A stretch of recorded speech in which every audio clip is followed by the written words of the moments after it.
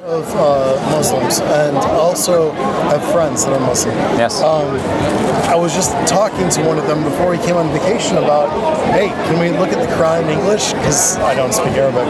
Okay. So this was interesting. And so one of the questions I was asking is, what was the origin of Muslim? Like, what was the creation of the Quran? When did that come about? Okay, sure. I just was trying to get first what is your belief? Like, are you Christian, or are you just believe in a creator, no religion? I believe in one true God. But no religion, really? No. Okay, sure. Creation of Islam. We say the word Islam means submission to God. You submit to the one true creator that created you. That's what the word means, right? So it's not like something that was created, it was something that's practiced. And it was practiced, we say, by the first human being, Adam. God created Adam, He created Eve, and we believe Adam was a Muslim from the sense that he submitted to the one true creator. We believe Jesus was a Muslim, we believe Moses was a Muslim. He submitted to the one true God, the God of Abraham.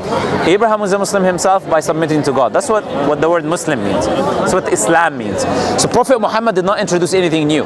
He was a prophet in a long line of prophets and messengers. Moses, Noah, Abraham, all of these people. He was just the last final messenger in the line of these messengers, telling people that their purpose in this life is to be tested, is whether they will do good and connect to God and worship Him, or do evil and follow their own desires. Yes. And the consequences of that is paradise or hellfire. And that people need to submit to that creator and obey Him and do that which is good, because it will be good for themselves and their societies. And these prophets and messengers bring revelation. Prophet Muhammad brought the Quran, previous prophets brought different revelations, and he brought the last final revelation, which is the Quran, that tells you the most relevant and important moral practices of life and aspects, the things that you need to do, the things that you need to avoid, etc. So that is the simple kind of message. Can you tell me what's the difference then between, many Jews believe about Abraham. Yes. And Islam believes in Abraham. Sure. Why is there a divide? Well, it's not about Abraham really, because anyways, Abraham could not have been a Jew, because Moses was not there was no Torah, there was no Judah, there was no Jacob, there was no... So Abraham could not have been possibly a Jew historically, nor did Isaac. But the Jews, they more depend on race. So they believe that the chosen people of God based on the race, based on the being of the 12 tribes of Israel, Jacob meaning. So they have a race view to the world. Muslims don't have that. Muslims say that we believe in all the prophets of God. Your race does not define anything about your superiority. Superiority is the good that you do. The better you are, the better that you're elevated in the eyes of God. If you do evil, you're not good. If you do good, then you're elevated in the eyes of the Creator. Your race is irrelevant. You could be black, white, brown, doesn't matter. That is not going to change, it's not going to make you better than someone else just because of your skin color that you didn't choose. This is the teaching of Islam. Prophet Muhammad said, there's no superiority of a black over a white, of a white over a black. There is no superiority based on your skin color. We're all from Adam. So we're all from the same being, the same human being, right? So if we're all from the same human being, there's no superiority based on how you look. Now the Jewish people have a different view. Oh, if you come from the 12 tribes, then you're superior from the chosen people of God. Everyone else is Goy, so they are lesser people that are created to be subservient to the people of Israel. So that is their view of the world, which we completely disagree with, and we say it's completely ridiculous. I think everyone's equal. Yeah. Everyone is equal, yes, in accountability under the eyes of God, and as human beings in human value, yes, they are. Absolutely. Okay. Pardon. That's fine. All right. So, I'm just curious then. I know there's a lot of conflict between Israel and Palestine right now, obviously so. What's your take on that? Well, I don't think conflict is the right word. I think conflict is an insult to what is actually happening. Conflict assumes that there is two equal powers that are fighting one another. That's not the case in any way, shape, or form. Palestinians are over 70% women and children. Women and children. These are facts. This is a reality. These are the stats. Palestinians have no armies. They have no army. They have no weapons that they are given. We're talking about the Palestinians that live under the state. Now, they're not allowed to have water or food except with the Israeli permission. Electricity, water. They live in an open-air prison. They live where there is a wall that if anyone comes near, they will be shot. and killed. There's a navy in the sea that if you want to escape to the sea, you would be shot and killed. You're only allowed to live under that prison, not have any food or drink except if Israelis give it to you. Any aid that comes from Egypt or any other state is only allowed with the permission of the Israelis. Other than that, they're not given anything. So you have these women or children that are suffering, being killed and being bombed by the most advanced planes that the Israelis have, are given to them by Americans, and all of these advanced weapons, chemical weapons, that they are dropping on hospitals and human beings and babies and women and children. There are helpers that have no power. How is that conflict? I don't know. I'm just going I understand. It's not a good translation. That's fine. Maybe it's I just know that. No.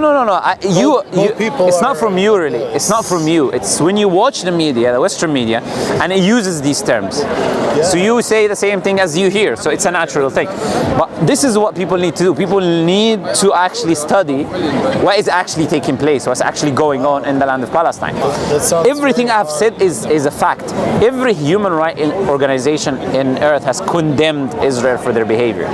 Israel has killed over, I don't know how many now, the number reached to hundreds of press people. People are going to just record what's happening. They're killing them because they don't want the world to see what's going on. If you're killing press, you're killing both women, children. We're talking about tens of thousands now of women and children that are killed, babies. We're talking about women and children. And we're talking about factually people who have no weapons.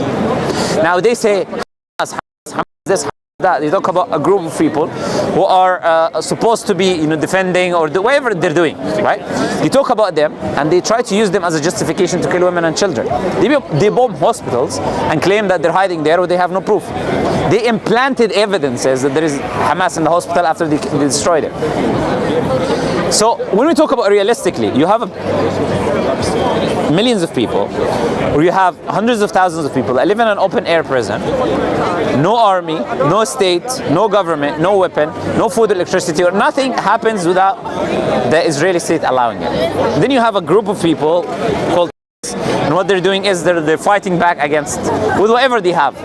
The missiles that drop, they try to collect whatever left over of it and try to create a missile themselves using the leftovers and try to shoot back at them. That's essentially what's happening. They're trying their best to fight back in that way, right? They're trying to smuggle weapons somehow. They dive and they see the ships that are destroyed and try to collect the remnants of the ships to create rocks. That's what they're doing. They try to steal weapons from them. But there is no armies. There is no equal fighting. There's no such thing. And now you have Israel bombing Lebanon. You have Israel bombing Jordan. How has that got to do with Palestine? The truth is there is a plan of these people to take over these lands. What they're essentially trying to do is they're trying to take the land of Canaan. Biblically, they believe it's theirs. So they're trying to use any excuse so they can bomb these nations and try to take over them. So there isn't any conflict going on. There's a genocide taking place of women and children and helpless men that don't have anything to fight with, that are being killed and bombed by chemical weapons and rockets and missiles. That's what's happening today. And anyone who doesn't see that, it clearly have no idea, no human intellect, no human brain to see. So when we say every human rights organization condemns Israel for what they're doing, condemns the settlement that are happening. Sorry? Who do you think is attacking? Attacking who? Like sending missiles. Like I just saw someone. Yeah. The missiles are, as I said to you, they take the remnants and they shoot some missiles. Or recently it was Iran, because they killed the head of what's their name? Hezbollah. I'm not going to call them Hezbollah, right? They killed the head of them, right? And they also killed people before as well from Iran. So Iran is like basically retaliating, right? After they started attacking them. So that's what happened from the Iran kind of thing, right? But that's just now. That killing that I'm telling you about has been happening for years, tens of years. Since 1948, when the British government actually gave that land to the Israelis, since then there's massacres happening and taking place. There's something you can research called the Nakba, where you have hundreds of thousands of people displaced and tens of thousands of people killed. And that is over 70 years ago. It's been happening to the Palestinians. What's happening today is just a continuation. Now just there's some media now, so some people have been hearing about it. But this massacre has been taking place for tens of years now. And the world is watching, and not only watching, they're helping. You have the British and the Americans, they're helping the genocide. They look at the genocide and they support the genocide. America gives more money, billions of dollars to Israel. Same thing with the British. Whenever there is a vote against Israel that they're doing genocide, the British say, oh no, we are not going to agree. This is not the case. There's no genocide going on. So it is who's enabling them in reality are the British and the European nations and the American nation to continue in this massacre and genocide that's taking place. But anyone who labels it anything other than genocide is clearly pretending. Because you can never say that something is a conflict when one has no army, no weapons, nothing, and the rest of the people have the most advanced weapons and armies, biggest budgets you can have because of the Americans supporting them. Well, I appreciate your time. No problem. Thank you. No problem. I would recommend you read the Quran and investigate. Think about, like, because when you say you believe in a creator, we say it's not just believing in God. God sends prophets and messengers. Prophet Muhammad was a prophet and messenger of God. It was sent to you and me and everyone else. So his message is to you. And there's consequences of living a life of not obeying God, right? So it's important for us to know what is beneficial for us also in this life. Us, not just other people, but where are we going to end up, right? So give a read to the Quran. If you got any questions, you're welcome to come back, you know? It was nice talking to you. No problem. Pleasure talking to you. Thank you very much. No problem. Cheers. Thank you.